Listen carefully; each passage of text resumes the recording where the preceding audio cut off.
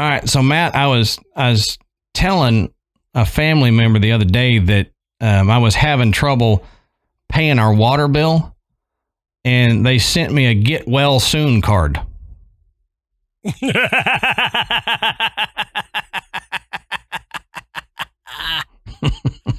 pretty good.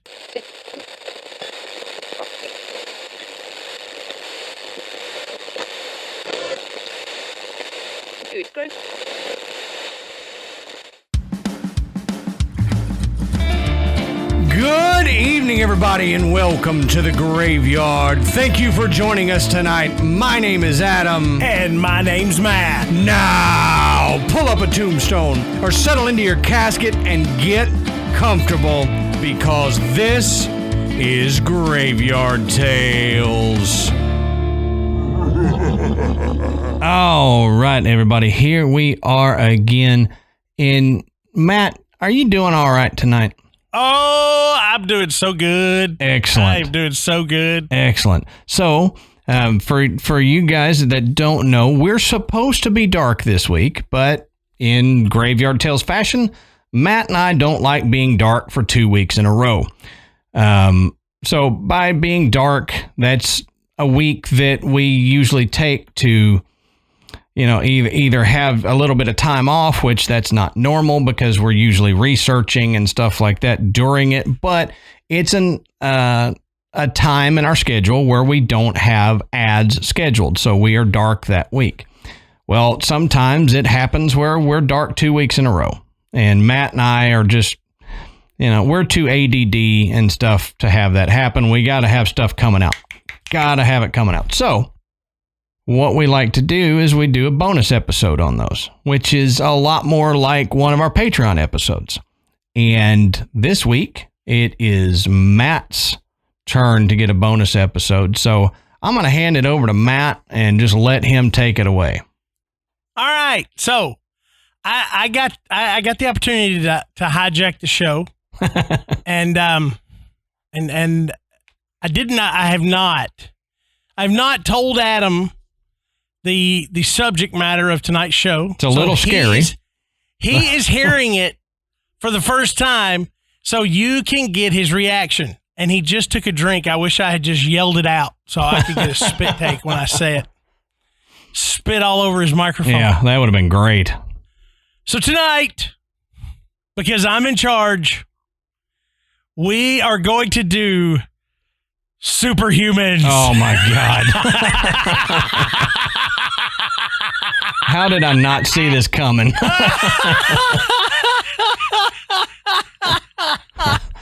You know what? I'm looking forward to it. Oh, man. It came to me that I thought, this is your opportunity, and this will be so great to just drop on him. So if you don't know that this has been a running joke for the last 4 years. Yep. About me pushing to do a show on SuperHumans, and Adam always going, nah, we even had the audience vote on what subject they wanted, dragons or superhumans, and dragons won by a mile. Right? I remember that. I was vindicated at that point. And it's not that I don't think it's a cool topic. It doesn't matter. I was dragging it on mostly just to poke at you. Yeah. But, I put these together and I put them together in such a way that, so we've got some examples from different areas that would cause somebody to be oddly superior, right, in some fashion, leaving a little bit of room for us to kind of discuss this. We're not necessarily talking about people with magic powers. Nobody's been bitten by a radioactive spider or fallen into a vat of some kind of crazy goo, and that we know of, like that we know of. Okay, but some people just have this uncanny ability to do things not just a little better, but way better than what humans typically would do. Right. So our first example, we're going to talk about genetic mutations. Now, when you hear genetic mutations, there's a negative connotation there. I mean, everybody thinks about that. That's not good. You know, that something is wrong. Not always. Right. Sometimes a genetic mutation works in your favor. Like for example, the Finnish Olympic skiing champion, Eero Mantiranta. Whoa, what a name. I should have practiced that more. You did well. Now, unfortunately, Eero was the first Finnish sportsman to test positive for hormone doping, but he probably didn't need that, but because he had a genetic superpower. Along with other members of his extended family, Eero had a condition resulting from the mutation in the erythropoietin gene, the erythropoietin receptor gene, that resulted in his ability to carry 50% more oxygen in his bloodstream. Oh, wow. Now, that is a trait that is quite advantageous in an endurance competition. Oh, yeah. And so things like cross-country skiing, it's all about endurance. And so if you can hold more oxygen, you can go for a heck of a lot longer. I would love to have that. Yeah. That'd be fantastic. Now, this next one is Michael Lotito. Now, he was a French entertainer known as Monsieur... my French is terrible. I'm just going to give you the translation. Mr. Eats All. Okay?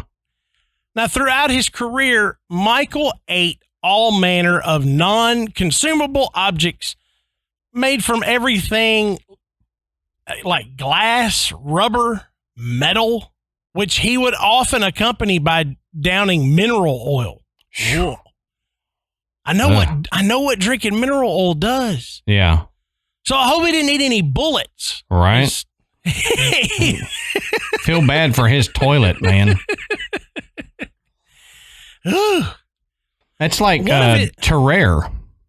Yeah. Oh, yeah. Yeah. You know, want to eat anything that's not food. But one of his most impressive feats was consuming an entire Cessna 150 airplane. Wow. Which he ate in small bits over the course of 2 years. Wow. Can you imagine walking up and be like, hey, I'm going to eat this airplane? Yeah. And then saying, well, it'll take me 2 years, but I'll get to it. That's the thing. How do you eat an airplane? One bite at a time. Right. Well, I was going to say that's a lot like Adam Carolla always makes the joke that if you want to do anything, do it in steps. How do you eat an airplane? Very slowly, one piece at a time. And I mean, it's true. Yeah. It took him 2 years to do it, but he did it. I don't care how long you gave me. I would not be able to finish an entire airplane. I'm not even going to start. I just don't like the taste of tires. You know, I'd get to the tires and have to bow out. I mean, that's what I was going to say. I'd start there. You know, or like, yeah, once I'm done with the tires, you know, and I start, well, I guess I'm going to move to the seats. Yeah. I tell you what, man, I'll get everything. You finish the tires and the seats. Since I don't like the taste of that, you can have those. But there were a couple things in play here. First, Michael appeared to have suffered from a condition known as pica, which we've mentioned before, which is a disorder characterized by the appetite for non-consumable foods like dirt, rocks, and metals. But what makes Michael truly notable is the abnormally thick lining in his stomach and intestines that made it possible for him to eat sharp metal objects and consume toxic substances, which would have killed anyone else. Mm-hmm. Do you think when he got to the tires of the airplane, he's like, oh, man, this is a good year?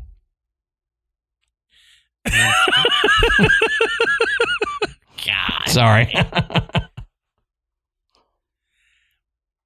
All right, so now this next one, I thought was pretty interesting that he made the list. Ozzy Osbourne. Huh. And the question is, why is Ozzy still alive? It's a valid question. For someone who, by his own admission, has drunk, smoked, popped, snorted, and injected copious amounts of substances over the years, how has he not managed to completely destroy his body? And yet, he's still around. Right. The answer may be due to his mutant superpower that was discovered back in 2010. Ozzy had his genome sequenced, and researchers said they found several gene variants never seen before. They are, perhaps unsurprisingly, found in regions of the genome associated with alcoholism and how the body absorbs methamphetamine and other recreational drugs. Wow. So he was born to do that then. He was born to do it. And, wow. And perhaps not suffer the crippling effects of long-term drug use. Right. And alcoholism. Wow. Pretty amazing. That is. I had no idea. I thought I knew a lot about Ozzy, but I had no idea about that. That's amazing. Now, some people just have super bodies. They're like me. Yeah. You're incredible. I'm a specimen. Y'all will see when the Graveyard Tales nude calendar comes out, Adam has super body. But some people, their bodies are just, they're built differently, and they're able to do things that normal people shouldn't be able to do. Like Jo Cameron of Whitebridge, Scotland. She says she has never in her life felt physical pain. Oh, wow. That's always fascinating to me. I know. But she says she described childbirth as a considerable stretch. But I'd say so. Yeah. But she relays an account from being in the hospital just prior to her hip replacement surgery. She says the anesthesiologist told her that she would probably need more pain medication than she did during her first operation. She was willing to bet that she wouldn't, and sure enough, when the doctor came into her room to check on her, she smiled and said, "No painkillers and no pain." Oh, wow. Now, Jo says it's not uncommon for her to find bruises on her body she doesn't recall getting, and doesn't realize she's burning herself on a hot pan until she smells burning flesh. Ugh. That would be the drawback, is right, not knowing when you're doing something stupid. Yeah. Not realizing you're hurting yourself. Yeah. Now, after undergoing testing at University College Hospital, it was determined that Jo had an abundance of anandamide in her body. Now, anandamide is a fatty acid neurotransmitter and the first endocannabinoid to be discovered. Now, with all that's been in the news in the last few years, I think everybody has heard the term cannabinoid. Yep. Well, this anandamide is also the receptor that THC acts upon. So Jo says, along with feeling no pain, she also feels no fear or anxiety. And these are things that medical marijuana has been touted to treat. Right.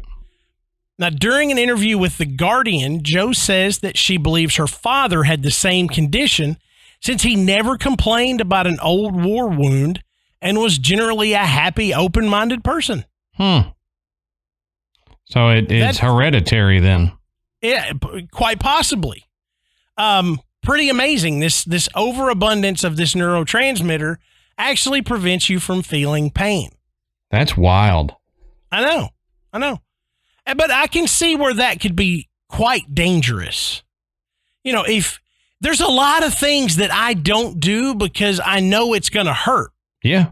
Yeah. Okay. If I don't know that it's going to hurt because it's never hurt before, I may push something a little too far. Yep.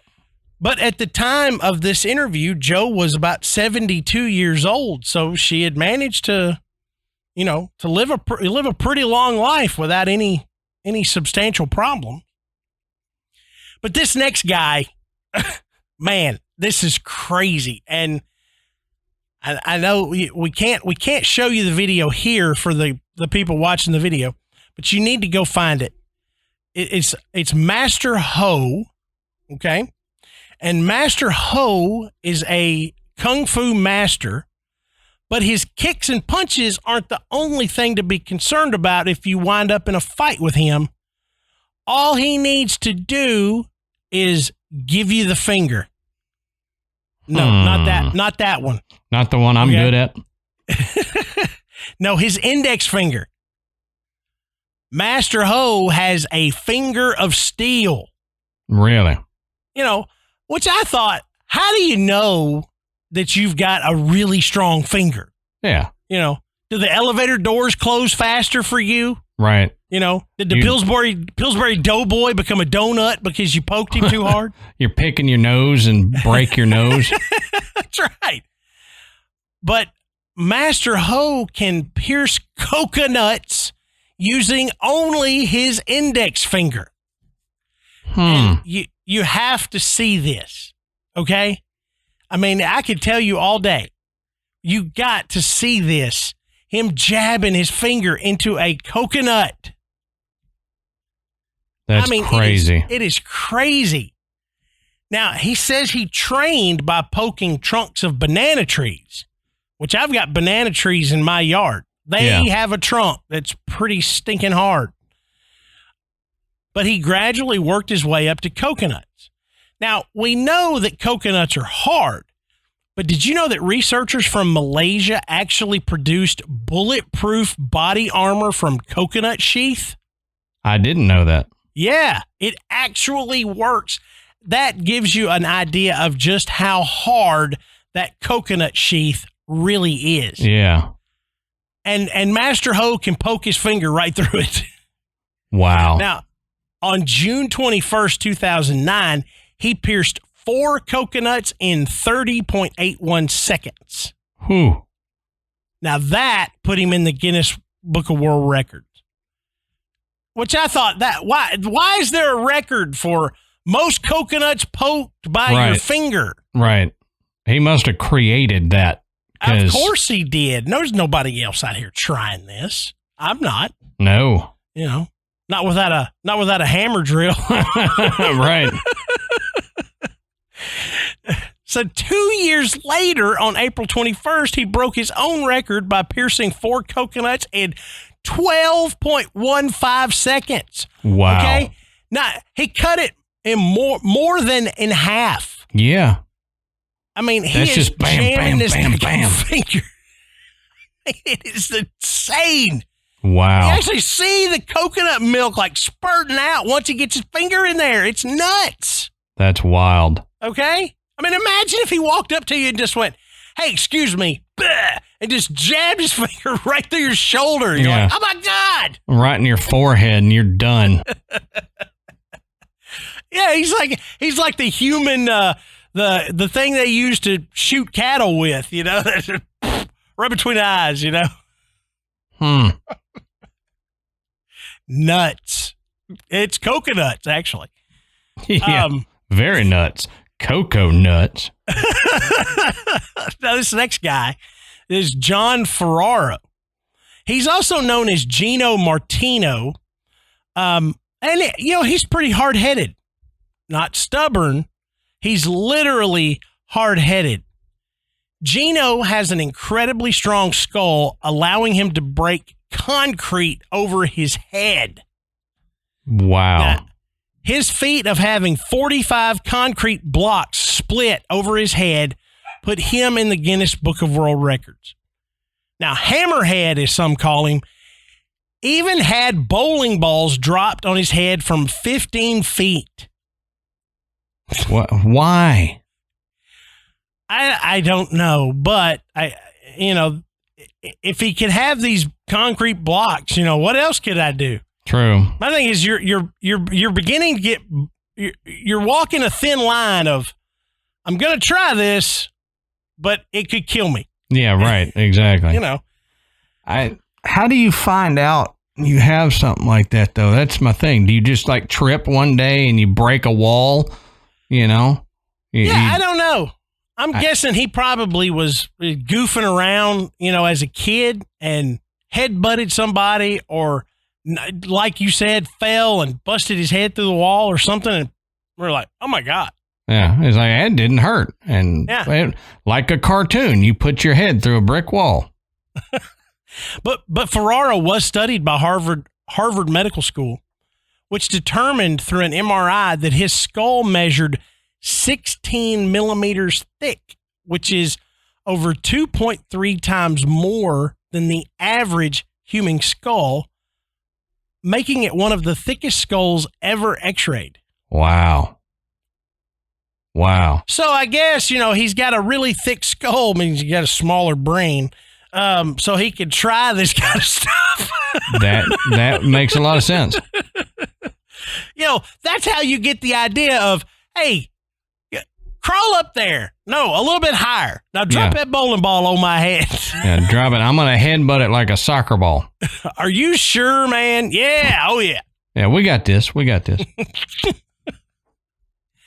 Now, some people, they don't have some physical attribute. They may not have a genetic mutation that gives them some kind of crazy superpower. But have you ever met somebody that just seems gifted? They have a talent that they never seem to practice.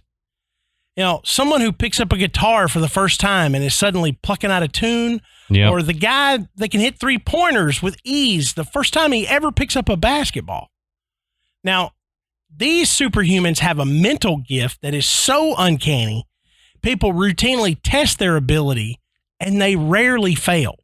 Now, Scott Flansburgh of Scottsdale, Arizona, is the Guinness World Record holder as the fastest human calculator. And that's a record he held for 20 years. Now, Scott says, I was just a regular 9-year-old pupil when my teacher wrote a list of 2-digit numbers for the class to add together. My teacher could tell I wasn't paying attention, so as she explained how numbers are carried over, so she decided to make an example of me by picking me out and sending me up to the board. The standard way to find the total of lots of numbers is to line them up and work downwards, right to left. But I assume that you could do it in the same way you read a sentence, from left to right. And I found out that I could. By the age of 10, my math teachers were letting me come up with ideas rather than trying to teach me. I could see all these patterns and started discovering methods of multiplication that worked. Scott says he sticks to arithmetic, sums, and numbers and has never gone on to study more advanced math. But an MRI scan of his brain puzzled doctors who noticed that the Brodmann area 44 was 4 times larger than normal. Brodmann area 44 is responsible for semantic memory, like recognizing names of colors, understanding how to put words together to form sentences, knowing how to use scissors, or remembering what a dog is. I mean, you think about it. You look at something and you look at 2 + 2. You automatically know that's 4. You don't have to add it up. You don't have to count on your fingers. You just know.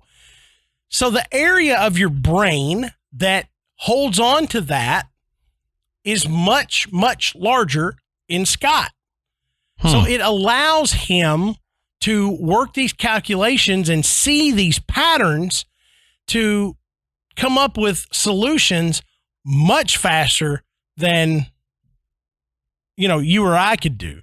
Yeah. Yeah. Now, Scott Mine says must that, be a lot smaller than average because I have numbers are not my thing. I have a hard time. I can do words. I mean, hell, we use words in our jobs here. That's what we do. But numbers, I don't know why, but I get too many numbers and I start getting confused. And yeah, I'm okay. My dad is pretty amazing when it comes to doing math in his head. My granddad was. And he does the same thing. He has these little tricks that work.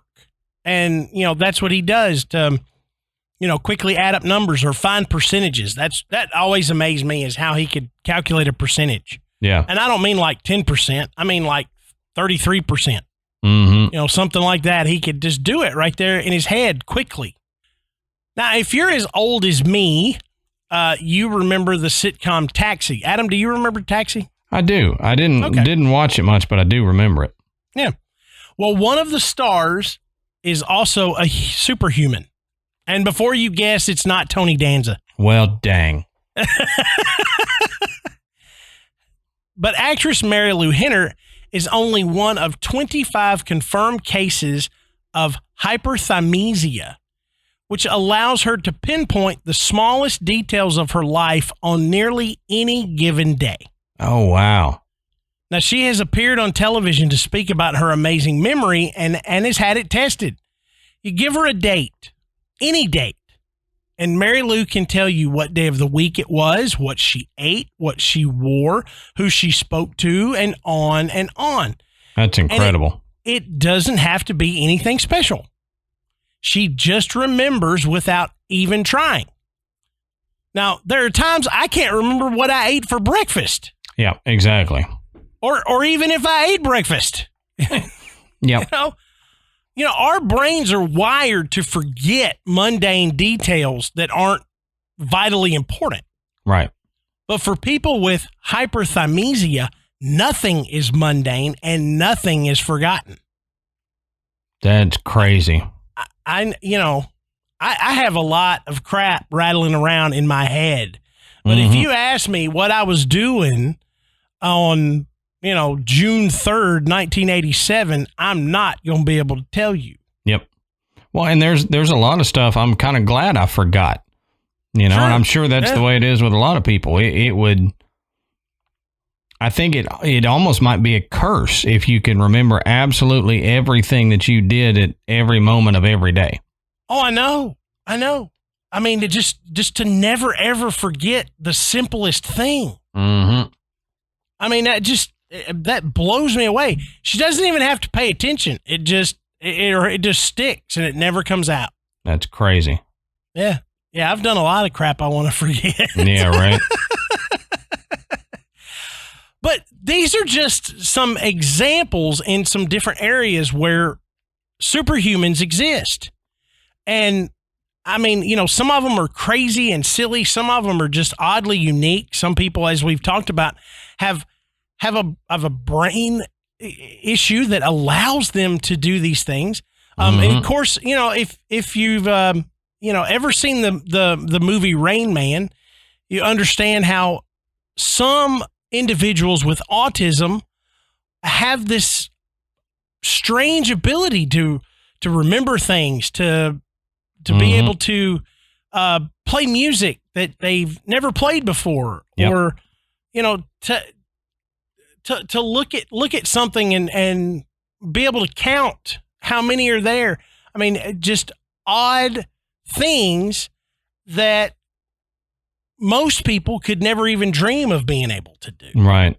And then go ahead. It kind of reminds me of, I don't know if you ever heard of these people, but they have an accident or something, and then when they recuperate from the accident, all of a sudden they can speak Chinese, or they get hit in the head and they never took a lick of Spanish, and now they can speak fluent Spanish like it was their native language. Yeah.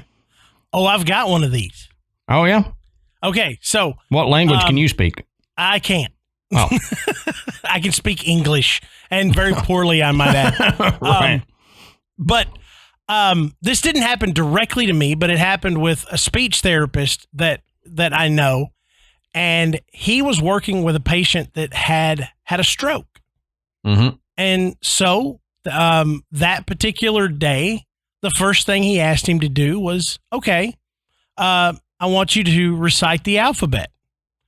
And this guy starts just right out going, alpha, beta, and rattles off the entire Greek alphabet. And when he's done, he just looks and in shock and just like, and Mark said, he said, did you know the Greek alphabet? And he's like, not that I ever knew. Wow. But he rattled it off. I did have a patient one time that had a stroke. She was bilingual. She spoke English and Spanish. And after that, she could not understand English, but could clearly understand Spanish. Oh, wow. So I had to have a translator to work with her. Mm-hmm. But they said, she spoke fluent English, but not only she can't speak it now, she can't understand it. But yet could still understand Spanish. Yeah. It's amazing what can happen with the brain. And it makes me wonder in cases like that where you have an accident, you have a near-death experience, something, and you come back with the ability to speak a different language. Yeah. It makes me think, is it possible that the theory is correct where your brain is not consciousness, it's a filter for consciousness. And when you have a problem like that, you've changed your filter and you've tuned into something else and you're picking it up from the worldwide consciousness. And now your brain switched channels a little bit and it's like you're sitting in between two channels now and you're able to pick up Mandarin as well. Yeah. But, when you compare some of these people to like comic book superheroes, some of their powers aren't that far off. You think about like Wolverine, he could heal remarkably fast. Mm-hmm.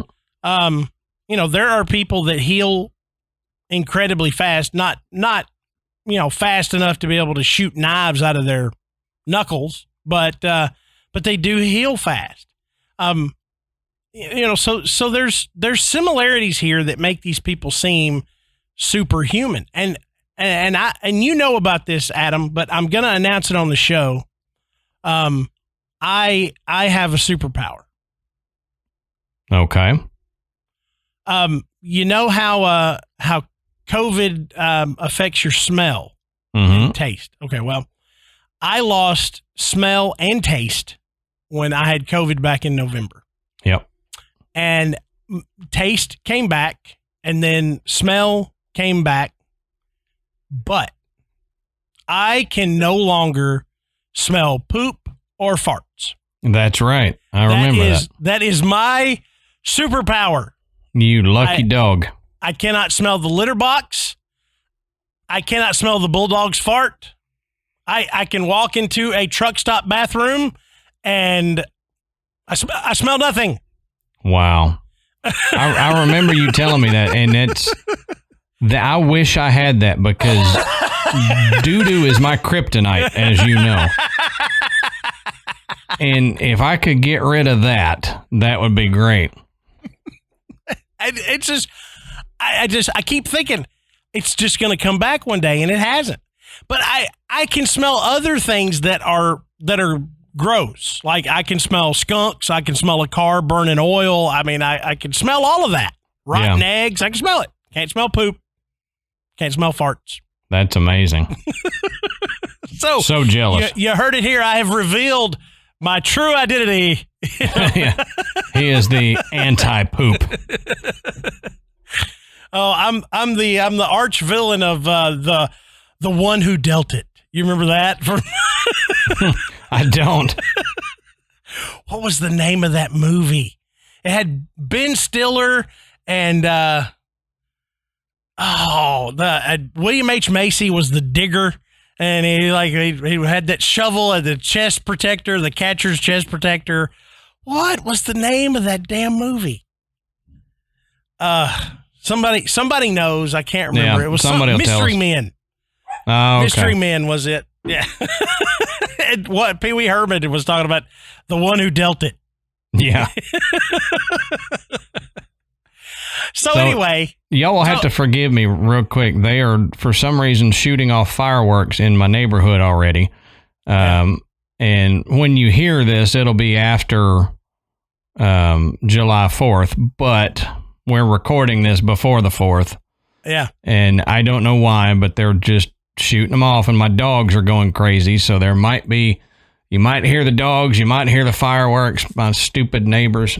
Sorry. Yeah. All week, since June 20th, I have heard fireworks every night, because up here, June 20th is when the license begins to sell fireworks. Yeah. So all of the fireworks stands open on June 20th.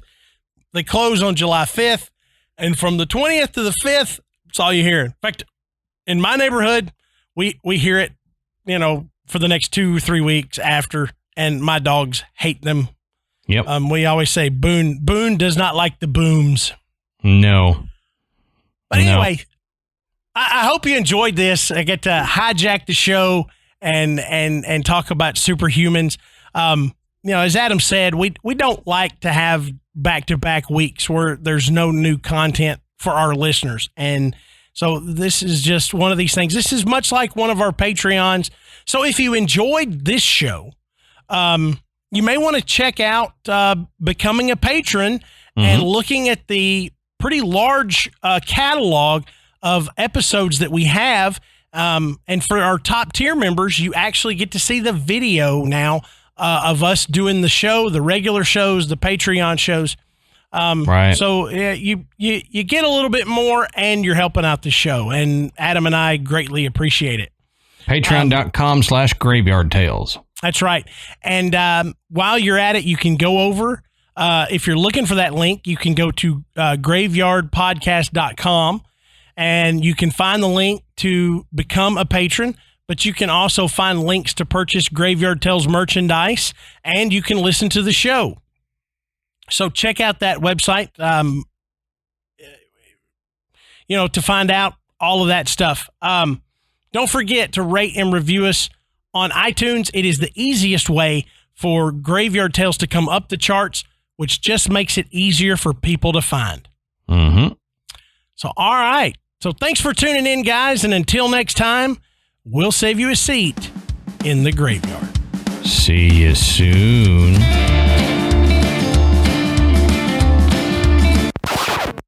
All right, so Matt, did you know that KFC has actually asked scientists to edit the chicken genome? No, why? Yeah, they want something crisper.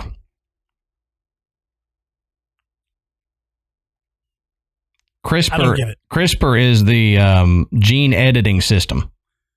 Oh. I need to be smarter to get this.